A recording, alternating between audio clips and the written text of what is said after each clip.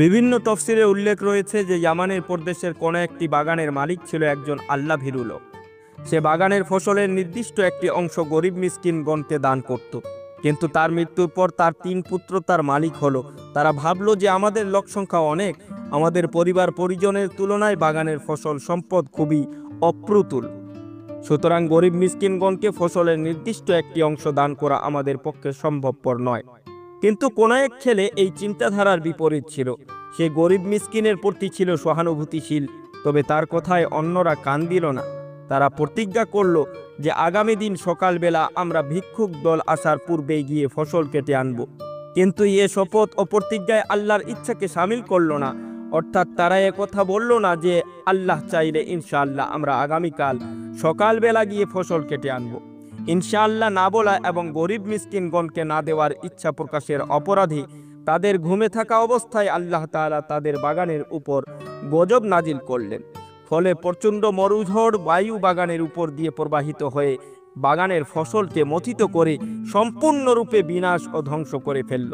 বাগানটি দেখলে মনে হতো যে মথিত হয়ে চর্বিত ফসলের ন্যায় হয়ে গেছে। অতঃপর অতি প্রত্যুষে তারা পরস্পর বলাবলি করতে লাগলো যে তোমরা ফসল কাটতে চাইলে সকাল সকাল বাগানে চলো, ভিক্ষুকের দল ভিড় জমাবার পূর্বেই ফসল তুলে আনতে হবে। অতঃপর তারা পূর্ব সিদ্ধান্ত মাফিক দাম্ভিকতা ও অহংকারী মনে সকালবেলা ফসল কাটার জন্য রওনা হলো। আর পরস্পর চুপি চুপি বলতে লাগলো, বলাবলি করতে লাগলো, সাবধান, আজ যেন কোনো প্রকার আমাদের কাছে ভিক্ষুকের দল ভিড় জমাতে না পারে। তারা আসার পূর্বেই ফসল তোলার কাজ শেষ করতে হবে। ভিক্ষুক ও গরিবদের তাড়িয়ে দেওয়ার মনোভাব নিয়ে তারা বাগানে পৌঁছালো। বাগানের বিনাশ ও ধ্বংসযজ্ঞ অবলোকন করে বলল, আমরা পথ ভুলে হয়তো অন্য কোনো বাগানে এসেছি, আমাদের বাগান তো এটা নয়। আমাদের বাগান কত সুন্দর, সুজলা সুফলা, শস্য ভরা, আমরা পথ হারিয়ে ফেলেছি। কিন্তু বাগানের চতুর্দিকে সীমানা ও আলামত দেখে তারা চেতনা ফিরে পেল। তাদের নিজেদের গৌরব, অহংকার ও আল্লাহর সাথে নাফরমানি করার কথা মনে হলো, আর বলল, আমাদের উপরে আল্লাহর লানত এসেছে, আমাদের ফসল হতে বঞ্চিত করা হয়েছে। তখন তাদের মধ্যে যে লোকটি স্বভাব চরিত্রে উত্তম ছিল এবং ভিক্ষুকদের প্রতি সংবেদনশীল ছিল, সে বলল, আমি কি পূর্বে তোমাদেরকে আল্লাহর সাথে নাফরমানি না করার জন্য বলছিলাম না? এটা আল্লাহর সাথে নাফরমানি করণ, ভিক্ষুকগণকে বঞ্চিত করার ইচ্ছা ও গর্ব অহংকারের পরিণতি ছাড়া আর কিছুই নয়। এখনো সময়ে রয়েছে, গুনাহ হতে তওবা করো। আল্লাহর মহিমা ঘোষণা এখনো কেন করছো না? তাদের বিভ্রান্তির দশা কাটলো।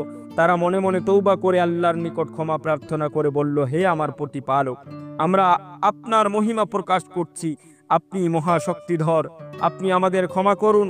আমরা সীমালঙ্ঘন করে ফেলেছি, ক্ষমা না করলে আমাদের আর কোনো উপায় নেই। অতঃপর তারা পরস্পরে দোষারোপ করতে লাগলো। পরিশেষে নিজেদের ভাগ্য বিড়ম্বনার জন্য নিজেদেরকেই দোষী সাব্যস্ত করলো এবং বলল, এটা আল্লাহর সাথে বিদ্রোহমূলক আচরণের জন্যই হয়েছে। তারা আল্লাহর নিকট খাঁটি অন্তরে তওবা করে আশা করলো যে আল্লাহ মহা অতিশয় দয়ালু, সুতরাং আমরা আশা করতে পারি যে তিনি নিজ গুণে আমাদের ক্ষমা করে এ বাগানের পরিবর্তে উত্তম বাগান আমাদেরকে দান করতে পারেন। আমরা আমাদের যাবতীয় সমস্যা তার নিকট অর্পণ করলাম এবং তার দিকে মনোনিবেশ করলাম। তাফসীরকারীগণ লিখেছেন, তাদের এই তওবার ফলে এবং নিজেদের যাবতীয় সমস্যার আল্লাহর নিকট সুপর্দকরণ ও সত্য দিনের ধারক হওয়ার কারণে আল্লাহ তাআলা এটার তুলনায় অনেক অনেক গুণ উত্তম ও সুজলা সুফলা, শস্য ভরা উদ্যান দান করে অপূর্ব সম্পদশীল করেছিলেন। আল্লাহ পাক আমাদের সকলকে ইহদিনাস সিরাতাল মুস্তাকিমে চলার তৌফিক দান করুন।